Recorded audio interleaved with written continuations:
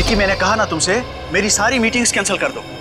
हाँ, दिल्ली वाली मीटिंग भी। मैं बहुत ही बड़ी मुसीबत में फंस गया हूँ, मैं घर से बाहर नहीं निकल सकता हूँ। अजीब मुसीबत है, पैसा कम हो तो गरीबी परेशान करती है, और जब पैसे ज्यादा आ जाते हैं तो इनकम टैक्स वाले साथ आते हैं। ये तो अच्छा हुआ मुझे पता चला कि रेड पड़ने वाली है, नहीं तो पता नहीं क्या हो जाता।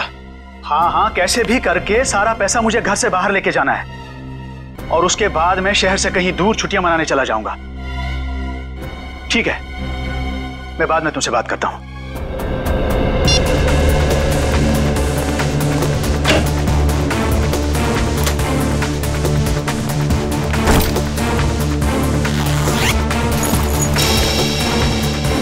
पैसा तो सारा ठीक ठाक ही लग रहा है।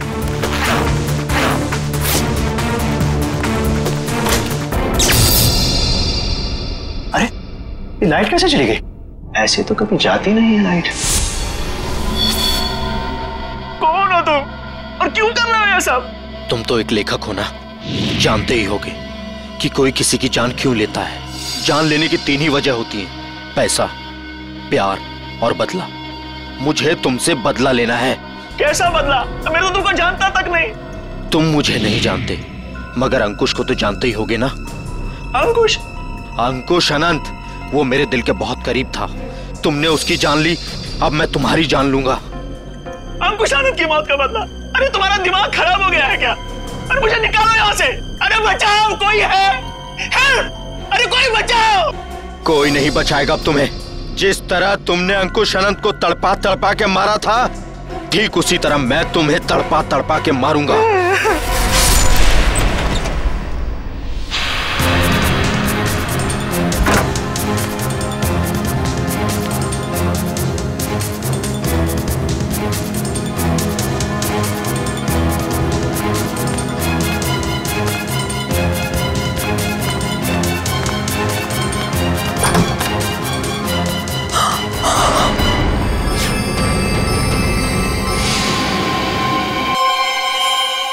ये क्या है?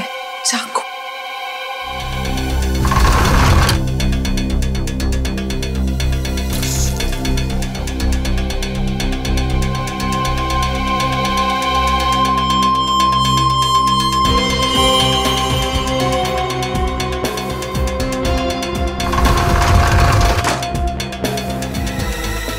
अभी बाहर के पब्लिक फोन से सीआईडी को फोन कर देती हूँ। गला तो पूरा चीर के रखा है। देखने से लगता है कि खूनी के दिल में इसके लिए बहुत नफरत थी। हाँ, वरना ये देखो, एक पैसे को हाथ नहीं लगाया, एक पैसे को भी।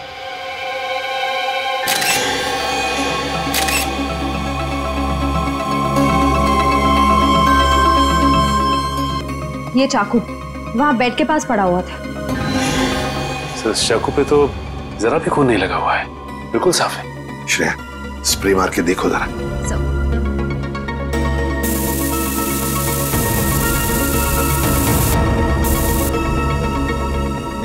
सर ये देखिए, इसका मतलब खून इस चाकू से ही किया गया है। रंग बदल गया, मतलब चाकू पर खून है। खून इसी चाकू से किया गया है। सर एक बात समझ में नहीं आ रही, खूनी ने चाकू को साफ करके यहीं क्यों छोड़ दिया? वो इसे अपने साथ भी तो ले जा सकता था। चाकू यहीं पर छोड़ के क्यों गया वो, और वो भी साफ करके? कोई ना कोई तो वजह जरूर है। सर आ गया? जी सर। ठीक है सचिन, बॉडी को फॉरेंसिक लैब भेजने का बंदोबस्त करो।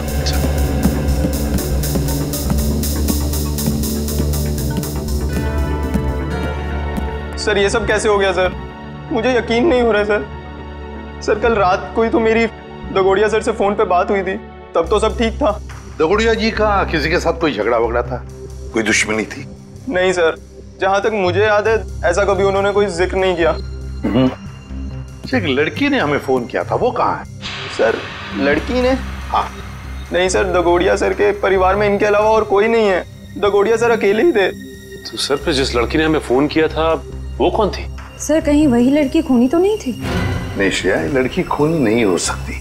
लाश को उठा के ऊपर लटकाना कोई आसान काम नहीं है, ये कोई लड़की नहीं कर सकती। सर एक और बात समझ में नहीं आ रही, लड़की हमें इन्फॉर्म करने के बाद कि खून हुआ है यहाँ पे, खुद कैसे गायब हो गई?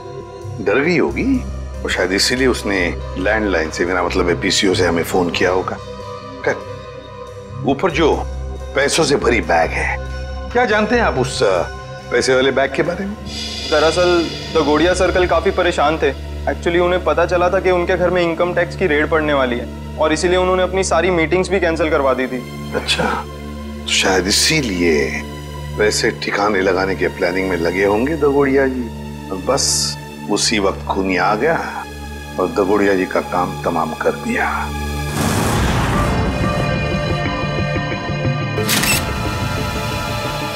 एक मिनट, ये देख रहे हो, इसके गाल पर ये नीला नीला निशान। हाँ सर। तो देखो ये निशान दोनों तरफ। ये कोई जहर का चक्कर तो नहीं? हो सकता है सर, लेकिन वैभव ऐसा लगता है जैसे ये उंगलियों का निशान है। कहीं ऐसा तो नहीं कि खूनी ने इसका मुंह दबाने की कोशिश की हो? इसे देख के तो ऐसा ही लग रहा है सर। पर क्यों? कहीं ऐसा तो नहीं कि खूनी इसका मुंह खोलना चाहता हो सकता है। इसका मुंह देखना चाहिए खोल के।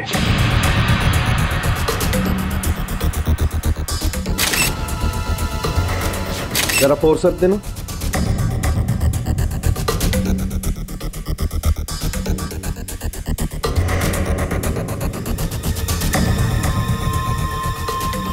ये देखो, इसके मुंह में ये कागज का टुकड़ा, क्या हो सकता है ये?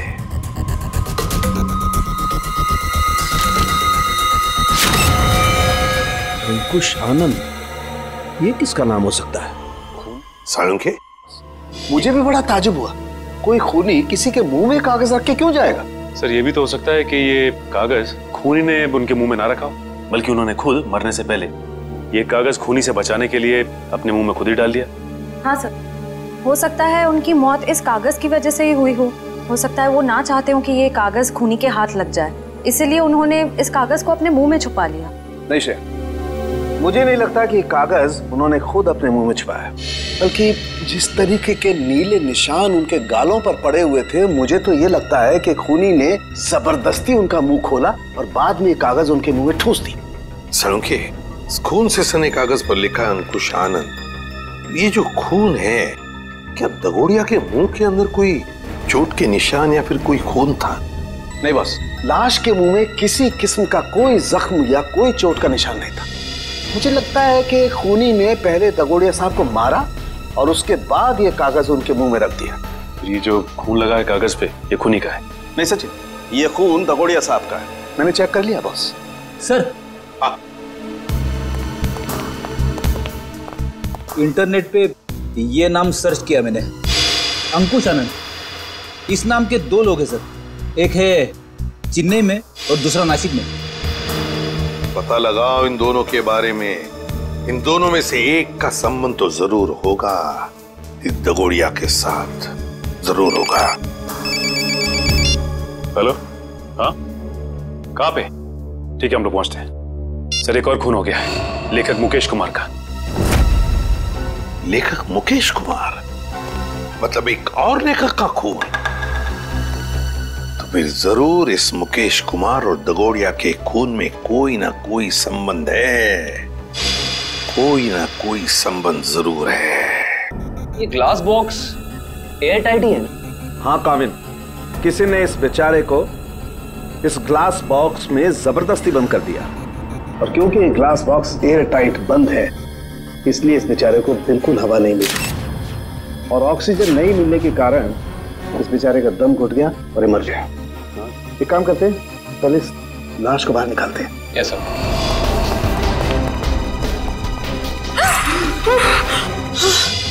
सर, पड़ोसियों को लेकर आया हूँ, इन्होंने देखा है खूनी को अंदर आते हुए।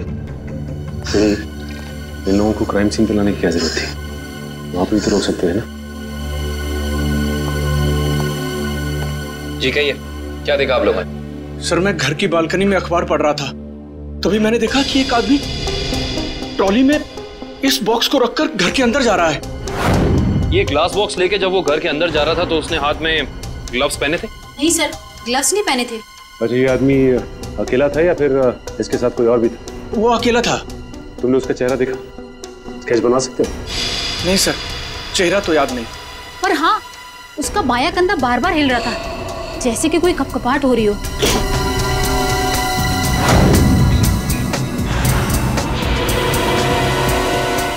केविन।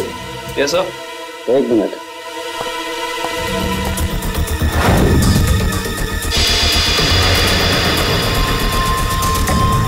ये देखो केविन, इस लाश के मुंह में ही एक कागज का टुकड़ा। कहीं इस कागज के टुकड़े पे भी अंकुश आनंद का नाम तो नहीं लिखा? देखना पड़ेगा।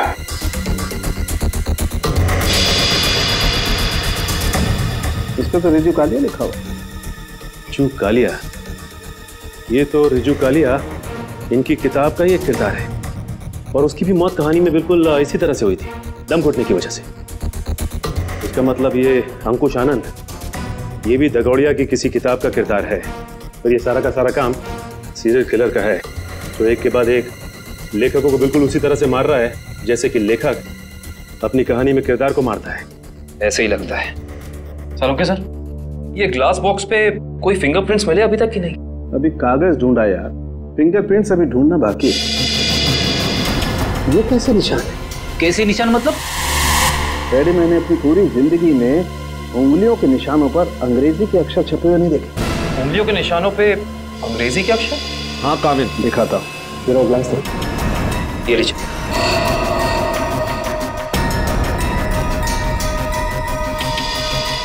ERIUN। पड़ोसी भी कह रहा था, ये ग्लास बॉक्स लेकर जो इंसान यहाँ आया था उसने ग्लव्स नहीं पहने थे। इसका मतलब ये अनोखे उंगलियों के निशान उसी इंसान के हैं।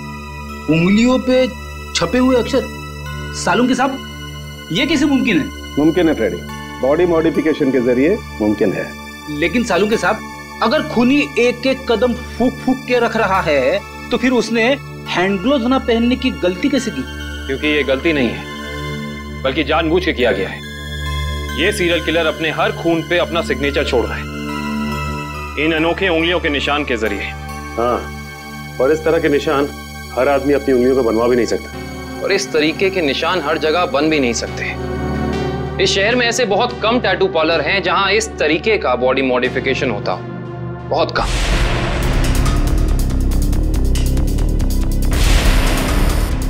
यस, ये बॉडी मॉडिफिकेशन आपने किया है? No sir. क्या आपने बनाया?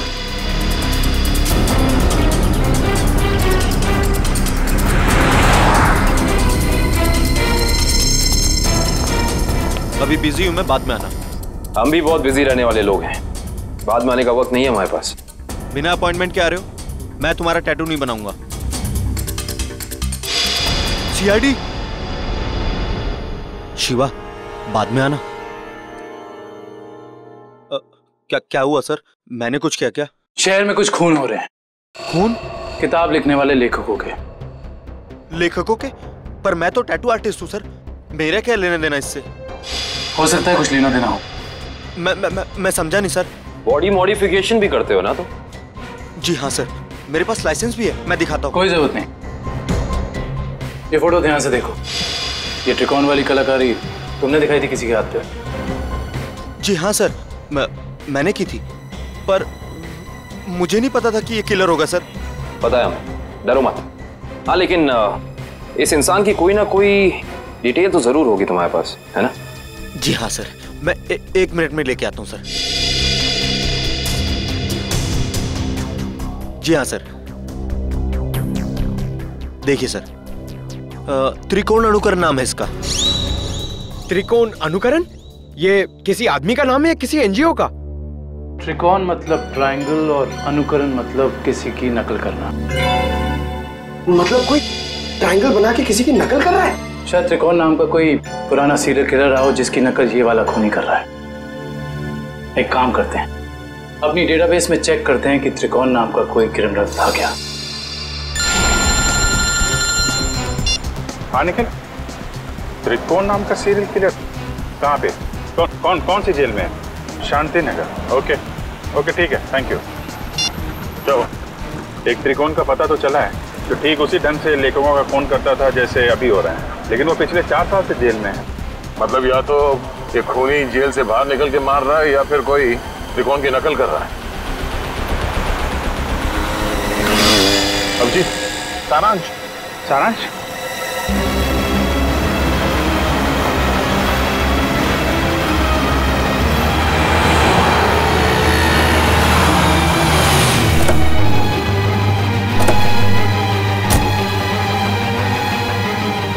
सारांश,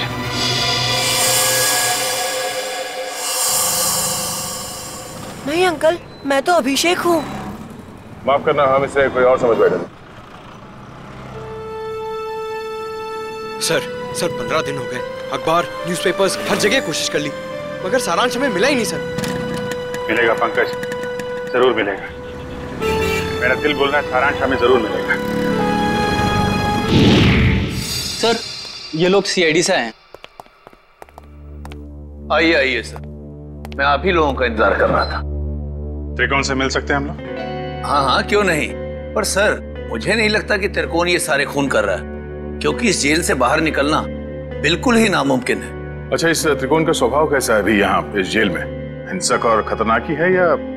नहीं नहीं सर, ऐसा बिल्कुल भी नहीं है। वो तो बहुत ही शांत और सुलझा हुआ है। मैं तो खुद चाह रहा था कि सरकार से अपील करूं कि उसकी सजा माफ कर दी जाए। अब ये कोई संयोग तो नहीं हो सकता कि कोई उसकी नकल करके खून कर रहा है? हाल ही में कोई आया था उससे जेल में मिलने के लिए? नहीं सर, आप तो जानते हैं कि वो स्पेशल सेल में है, और स्पेशल सेल में बाहर वाला तो क्या, कोई जेल का कैदी भी उससे नहीं मिल सकता। चलिए जरा मिल लेते हैं।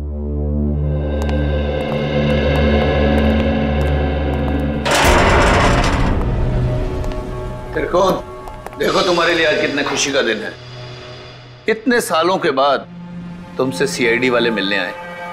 क्या बात है जेलर साहब, आज आपका कानून मुझ पे इतना मेहरबान क्यों है? मेहरबान नहीं हुआ, बस ये समझ लो कि तुमसे ये पूछने आए कि जेल में बैठे बैठे तुमने दोबारा खून करना कैसे शुरू कर दिया। कमाल है आप लोगों का भी। इतने सालों से मुझे इस जेल में कैद करके रखा है, लेकिन शक करने की आदत आप लोगों की गई नहीं। तो फिर कौन है वो जो बाहर लेखकों के खून कर रहा है ठीक तुम्हारी तरीके से, और तुम्हारी तरीके से कंधे उचकाता है? कौन हो सकता है जो मेरी तरह खून कर रहा है? शायद तुम्हारा कोई परिवार वाला, कोई दोस्त या कोई रिश्तेदार। कोई नहीं है मेरा। बचपन अनाथालय में बीता है और जवानी जुर्म की सड़कों पर। तो तुम ये कहना चाहते हो कि तुम्हारे खून करने के तरीके के बारे में किसी और को मालूम नहीं है? किसी को नहीं। तुम्हें किसी पे शक है? देखो, जो कुछ मालूम है बता दो, शायद हम किसी की जिंदगी बचाने में कामयाब हो जाए। क्या आपकी मदद करने से मेरी सजा कम हो सकती है? वादा नहीं कर सकते, लेकिन अगर तुम्हारी मदद से हम उस नकलची खूनी को पकड़ लेंगे तो दरख्वास्त जरूर करेंगे सरकार से तुम्हारी सजा कम हो जाए। ठीक है, मुझे उम्मीद है कि आप अपने शब्द भविष्य में आगे जरूर याद रखेंगे। मुझे लगता है कि वो मेरे लेखन पढ़ के ठीक उसी तरह खून कर रहा है। तुम्हारा लेखन? हाँ, पढ़ते पढ़ते कभी याद ही नहीं रहा कि मुझे भी लेखन का शौक हो गया है, और मैं लिखने लगा। हर रोज रात को सोने से पहले मैं अपने विचार उस डायरी में व्यक्त करने लगा। मतलब मारने का प्लान, मारने का तरीका, उसका नाम, सब कुछ तुम उस डायरी में लिखते थे? जी हाँ, मुझे लगता है कि वो डायरी उसके हाथ लग गई और वो मेरे विचारों से प्रभावित होकर ठीक उसी तरह जुर्म के रास्ते पर आगे बढ़ चुका है। कहाँ रखी कहाँ थी तुमने वो डायरी? अनाथालय में छोड़ आया हूँ अपने अतीत के वो पन्नों को। जी, मैं सुरेश बोल रहा हूँ, जी के नगर अनाथालय से। वो जो आप बच्चों की किताबें भेजने वाले थे। ठीक है, मैं शाम को आके ले लूंगा। हाँ जी, नमस्ते। कहिए। सीआईडी? क्या बात है सर? जो बात हम आपसे कहना चाहते हैं उसका संबंध त्रिकोण से है। त्रिकोण? मुझे पता था कि एक न एक दिन त्रिकोण की वजह से यहाँ पुलिस या सीआईडी जरूर आएगी। क्या आप पहले से ही जानते थे कि त्रिकोण गुनाह के रास्ते पर चलने वाला था? नहीं, उसे तो यहाँ से निकले हुए जमाना हो गया। जब वो यहाँ आया था तब सिर्फ 12 साल का था। तो क्या वो बचपन से ही हिंसक स्वभाव का था? नहीं सर, हिंसक स्वभाव का तो नहीं था, लेकिन वो घंटों घंटों एकांत में बैठना पसंद करता था। किसी से ज्यादा बात भी नहीं करता था। मतलब वो अकेले बैठ के सिर्फ किताबें पढ़ता था? आपको कैसे पता सर? क्योंकि हम मिल चुके हैं उससे। फिलहाल वो जेल में है। ज्यादातर अपराधों की ही किताबें पढ़ा करता था वो। किताबों के पन्नों में डूबकर एक अलग ही दुनिया में चला जाता था। किताबों के किरदारों से बातें करने लगता था कि तुमने खाना खाया या नहीं। कभी कभी तो मैं डर जाता था कि इसका ये जुनून एक मानसिक बीमारी ना बन जाए। आपका डर बिल्कुल ठीक निकला। उसके इसी मानसिक बीमारी ने उसे मजबूर किया उन लेखकों को मारने पे जिनके उपन्यास वो पढ़ता था और जिनके लेखन से वो काफी प्रभावित था। और लेखकों को बिल्कुल वैसे मार रहा है जैसे उन्होंने उपन्यास में किरदारों की मौत लिखी है। मुझे इस बात से जरा भी हैरानी नहीं हो रही है, क्योंकि अगर उसका कोई पसंदीदा किरदार उपन्यास में मर जाता तो चीख चीख कर रोता, लेकिन अब तो जेल में है ना, तो आप लोग यहाँ क्यों? देखिए, लेखकों के फिर से खून हो रहे हैं, बिल्कुल उसी तरह से जैसे त्रिकोण करता था। मतलब त्रिकोण जेल से भागकर फिर से खून कर रहा है? नहीं, त्रिकोण तो अभी भी जेल में है। कोई और है जो त्रिकोण की तरह नकल करके लेखकों का खून कर रहा है। किसी पे शक है आपको? नहीं सर, मुझे किसी पे शक नहीं है। चलो ठीक है, मगर त्रिकोण यहाँ पर जिस कमरे में रहता था, क्या वो कमरा हम देख सकते हैं? सर, वो तो बहुत पुरानी जगह है, अब वहाँ कोई नहीं रहता है। फिर भी ठीक है सर, आइए।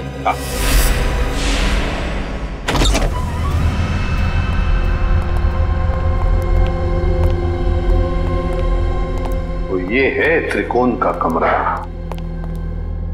मैनेजर साहब, त्रिकोण के पास एक डायरी हुआ करती थी, कुछ जानते हो उस डायरी के बारे में?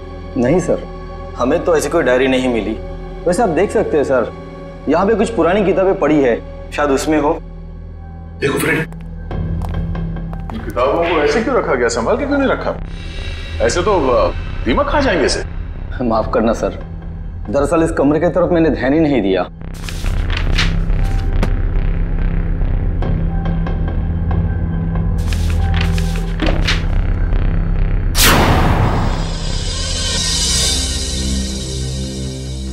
सर, डायरी तो दिख नहीं रही। लेकिन मुझे कुछ दिख रहा है सर। क्या? सर, ये ईंट देखिए दीवार पे, बिल्कुल अलग है। पूरी दीवार में जितनी ईंट है उससे अलग है। दया, जरा देख लो। सर, वो केस याद है ना आपको? दीवार से लाशें निकलने वाला केस। कहीं इस केस में भी ऐसा ही कुछ? डायरी ढूंढ रहे हम, समझे? लाशें नहीं।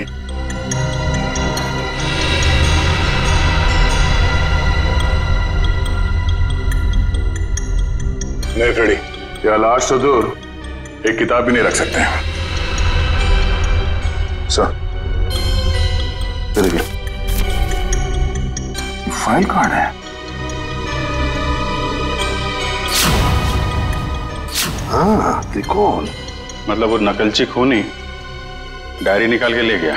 अभिजीत, ये जरूर त्रिकोण के डायरी का कवर है। मतलब यहाँ जो भी आया था वो जानता था कि त्रिकोण ने अपनी डायरी कहाँ छुपा के रखी है। ये यहाँ त्रिकोण के बाद में कोई रहता था? हाँ सर, एक लड़का रहा करता था, सुंदर नाम था उसका। ये सुंदर बाद में भी कभी आया था यहाँ इस कमरे में? हाँ सर, आया था। महीने भर पहले वो मुझसे मिलने आया था और कुछ दिन यहाँ रहा भी हो, अपनी पुरानी यादें ताजा करने के लिए। अच्छा, सुंदर। सुंदर का पता तो होगा ना आपके पास?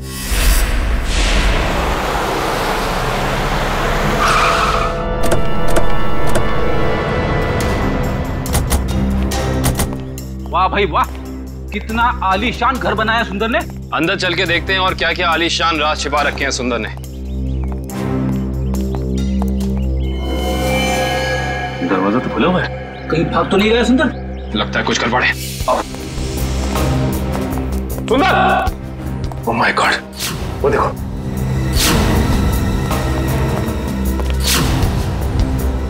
लगता है ये मर चुका है। गोली मारकर जान ली है इसकी। खून भी गीला है, मतलब कातिल आसपास ही है, यहीं कहीं। गोली चलने की आवाज इस तरफ से, चलो देखते हैं। देखो से। सुंदर जी, हाथ ऊपर।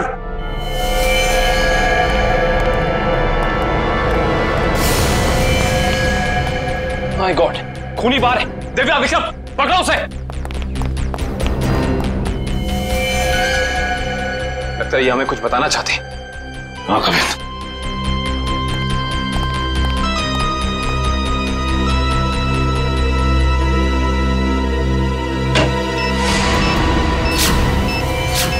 यहाँ बॉम्ब है, सिर्फ 30 सेकंड बाकी है, निकलते हैं यहाँ से। चलो चलो जल्दी। चलिए। मैं मेरी मीना को ऐसा छोड़ के नहीं जा सकता। मीना, मीना, अरे रुक जा, मर जाएगा।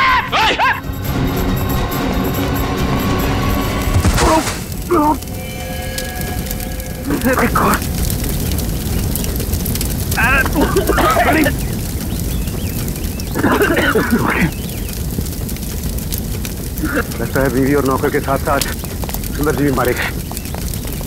सर आप लोग ठीक तो हैं सर? हाँ हम सब ठीक है। उस खूनी का क्या हुआ? सर वो निकल गया। निकल गया? वाह, मतलब तुम लोग समझ पाने से पहले ही ब्लास्ट हो गया। वो आदमी तुम्हारे हाथ से निकला और ब्लास्ट पे मर गया। वाह। हाँ सर वो सुंदर की पत्नी और नौकर को तो पहले ही मार चुका था। बस वो यही चाहता था कि सुंदर भी मर जाए और हम ये केस बंद करते हैं। सचिन, तुम्हारे कहने का मतलब है कि सुंदर असली सीरियल किलर नहीं है? नहीं सर उस किलर को हमने भागते हुए देखा सर। हम लोग उसे पकड़ नहीं पाए। सर एक बात और, जब वो भाग रहा था तो अपने कंधे को बार बार झटक रहा था सर। असली किलर भागते हुए कंधे झटक रहा था। सुंदर असली किलर नहीं है। तो फिर ये असली त्रिकोण का अनुकरण करने वाला, उसकी कॉपी करने वाला त्रिकोण अनुकरण, ये जो भी कोई है जो हमें फंसाने की, गुमराह करने की कोशिश कर रहा है, इससे तो अब हम उसी की खुद के ही जाल में फंसा देंगे। हेलो, एक और खून? लेखक कुशल। ठीक है, हम आते हैं। लेखक कुशल का खून? ये त्रिकोण अनुकरण तो खून पे खून किए जा रहा है। लेकिन सर ये त्रिकोण अनुकरण एक के बाद एक लेखकों को ही क्यों मार रहा है? वही तो फ्रेडी, वही तो 3 लेखकों को मार चुका है ये त्रिकोण अनुकरण। जरूर इसके पीछे कोई ना कोई राज है, कोई ना कोई राज है जो असली त्रिकोण हमसे छुपा रहा है। सुंदर बॉम्ब ब्लास्ट में मारा गया? हाँ, और उसके बाद एक और लेखक कुशल का भी खून हो गया। अभी तो आप कह रहे थे कि सुंदर ही वो नकलची खूनी है। अगर सुंदर मारा गया तो फिर कुशल को किसने मारा? बंद करो ये ड्रामा, समझे? सुंदर के घर के बाहर जो मुजरिम भाग रहा था वो भी अपने कंधे को वैसे ही झटक रहा है जैसे तू झटक रहा है। अब ये बताओ कि तुम इस जेल से बाहर जाते कैसे हो? राज क्या है इसके पीछे? सब कैसी बातें करते हैं आप? हैं आम जेल से कैदी का भागना इतना मुश्किल है, तो फिर आपको लगता है कि मैं इस खास जेल से इतनी पहरेदारी होने के बावजूद भाग सकता हूँ? तुम्हारे अनाथालय वाले कमरे में सुंदर के अलावा कोई और नहीं रहा था, तो वो डायरी किसी और ने कैसे पढ़ी? ये किसी ने वो डायरी पढ़ी या नहीं पढ़ी ये मुझे नहीं मालूम है, लेकिन मेरी डायरी में अगला नाम उस कुशल का था जिसे मैं मारना चाहता था। मतलब उस लिस्ट में किस किस के नाम है तुम्हें अभी भी याद है? जी मेरे पास लिस्ट है, आप चाहें तो मैं उसकी एक कॉपी दे सकता हूं।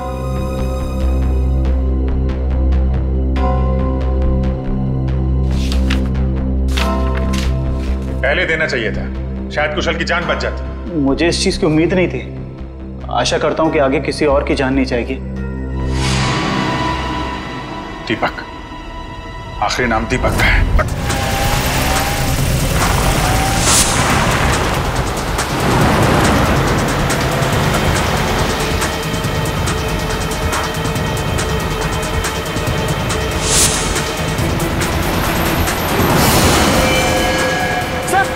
सर दीपक का उस गाड़ी में।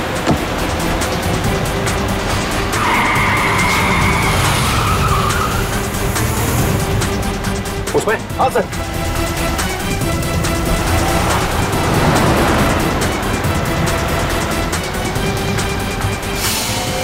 आज ये नकलची लंगूर हमारे हाथ से बचेंगे नहीं।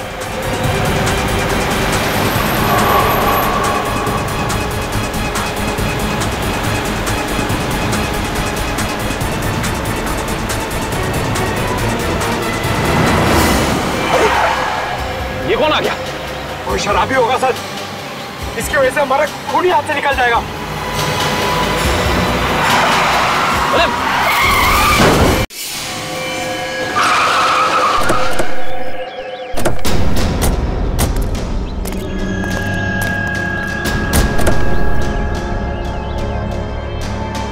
इनका तो बहुत खून भरा है। सर वो फोटोज कैसी है? फोटोज एक साथ।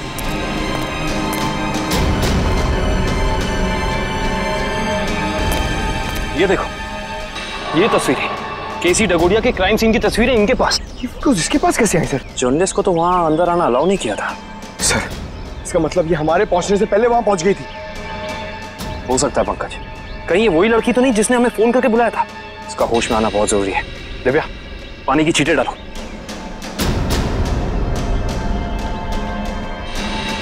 मैडम, आप ठीक तो हैं? आप ठीक तो है ना? हम लोग सीआईडी से हैं। ये वो मेरी मदद कर रहे थे मेरा पहला क्राइम नॉवल लिखने में। आप हमारा पीछा कर रही थी, इसका मतलब आप जानती थी कि हम कौन हैं। अपनी नॉवल में ये भी लिख देना कि तुम्हारी वजह से खूनी हमारे हाथ से निकल गया। सुनिए, अगर आपकी इस गलती की वजह से दीपक को अपनी जान गंवानी पड़ी ना, तो ये कानून आपको कभी माफ नहीं करेगा।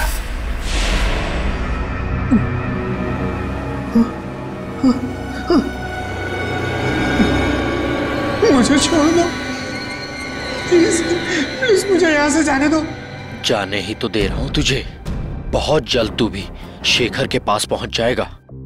इसी तरह कुर्सी पर बांधकर मौत दी थी ना तूने उसे, अब तोहफे में तुझे भी यही मौत मिलेगी।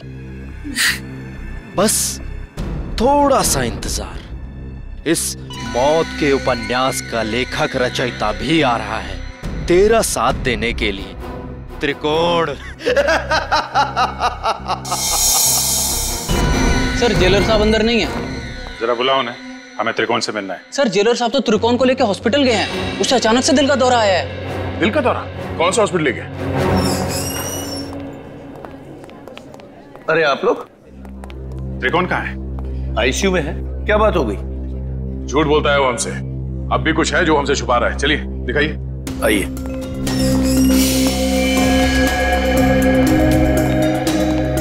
कहाँ है ये त्रिकोण? कहाँ है?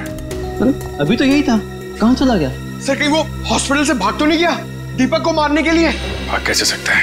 यहाँ कौन था? कौन वार्ड बॉय था यहाँ पे? सर, मकरंद था। ये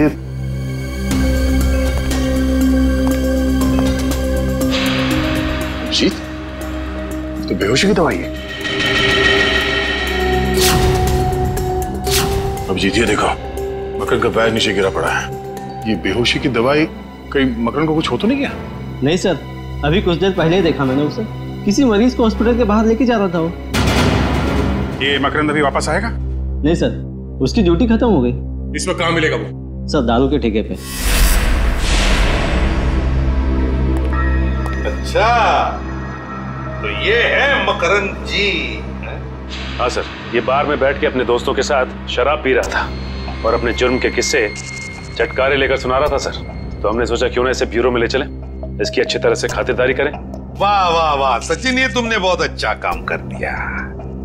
क्यों मकरंद जी, अब हमें भी सुनाओगे ना अपने कारनामों की कहानियां? क्यों, बताओ। साहब, मुझे 1 लाख रुपए दिए गए थे उस मरीज को अपने वार्ड से बाहर लाकर गाड़ी में बिठाने के लिए। क्या? हाँ साहब। 1 लाख रुपए के लिए अपने आप को बेच दिया तुमने? किसने दिए थे पैसे तुम्हें? साहब, ये मत पूछे। अगर उसे पता चला कि मैंने उसका नाम बता दिया तो वो मुझे। अच्छा, तो तुम्हें क्या लगा हम तुम्हें ऐसे ही छोड़ेंगे? और खातिरदारी करेंगे हम तुम्हारी, ऐसी खातिरदारी कि जिंदगी भर याद रखोगे। क्यों सचिन? बिल्कुल सर। अरे नहीं साहब, इसकी क्या जरूरत है? मैं बताता हूँ ना साहब, बताता हूँ मैं। फिर बताओ जल्दी। ढूंढो इस घर को अच्छी तरह से ढूंढो। देखो कहीं छुप कर बैठा है क्या? कोई ना कोई सुराग तो जरूर मिलेगा।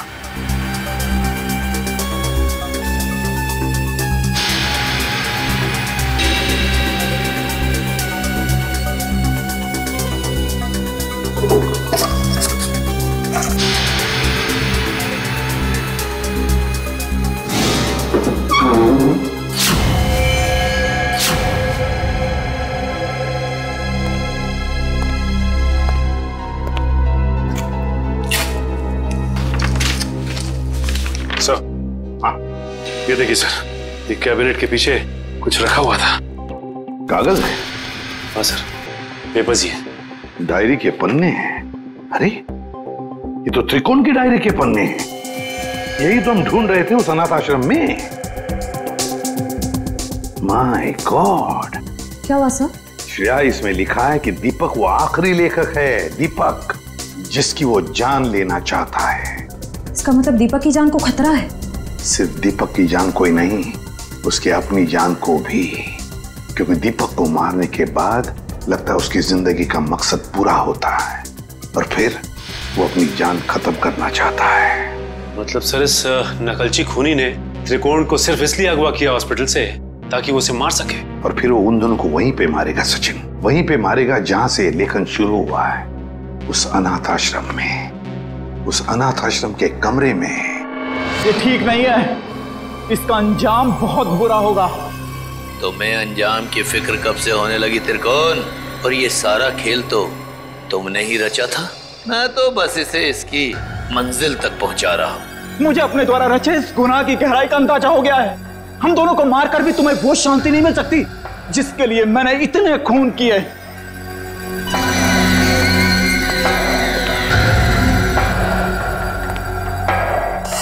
हाँ क्यों नहीं, पर मुझे नहीं लगता कि ये सारे खून त्रिकोण ही कर रहा है।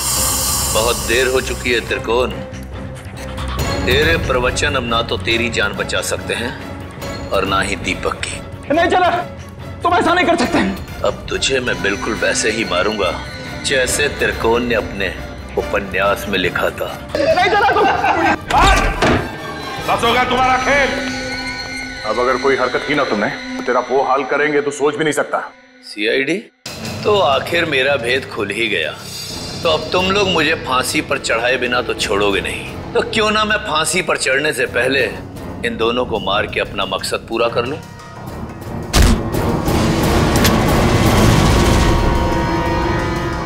जेलर साहब उर्फ त्रिकोण अनुकरण, बहुत झोंक लिया दुनिया की आंखों में धूल। आगे की कहानी हम तुमसे ही सुनेंगे। बताओ जल्दी, क्यों मारा तुमने? मैं जानता था मेरे लेखन में वही आकर्षण है, वही शक्ति है जो उन लेखकों के लेखन में थी जिनका मैंने खून किया। और इसीलिए त्रिकोण ने मुझे इसके अनाथालय भेजा ताकि इसकी डायरी के बहाने मैं इसका लेखन पढ़ सकूं और इसका फैन हो जाऊं, और ऐसा फैन हो जाऊं कि ये मुझसे जो चाहे वो करवा सके। जेलर साहब को फैन बनाने का मेरा सिर्फ और सिर्फ एक ही इरादा था, ताकि मैं अपनी सजा कम करा सकूं। इसलिए मैंने अपने हिसाब से इन्हें खून करने पर मजबूर किया ताकि मैं आप लोगों की मदद से सुंदर को पकड़वा सकूं और अपनी सजा कम करा सकूं। और सुंदर को बलि का बकरा बनाने के बाद मुझे इस बात का अंदेशा हुआ कि त्रिकोण का सपना कभी पूरा नहीं होगा। इसके लिए कुशल, दीपक और त्रिकोण की जान लेना भी जरूरी है।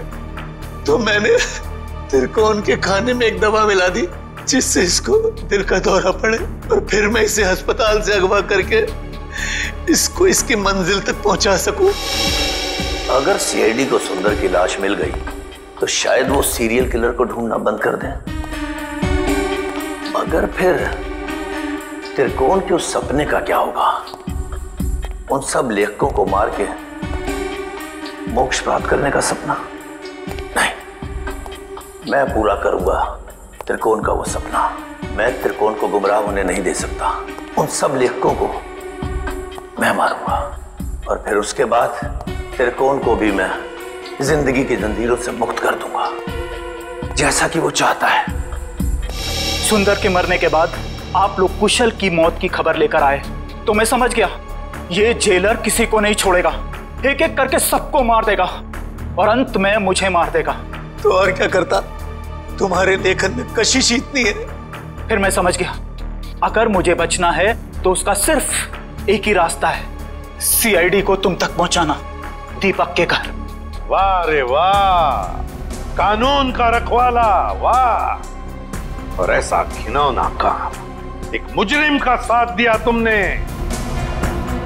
मैं जानता था कि सीआईडी कभी ना कभी पूरा सच जान लेगी, मगर मैं क्या करता? इसके लेखन के आगे मैं बेबस हो गया था और इसके शब्दों के माया जाल में मैं एक खूनी बन गया, एक सीरियल किलर। चुप! बकवास, बकवास है सब। तुम दोनों ने मिलकर कितने सारे मासूम लोगों की जानें ली। तुम्हें तो जीने का कोई हक ही नहीं। कानून तो तुम दोनों को फांसी ही देगी, फांसी।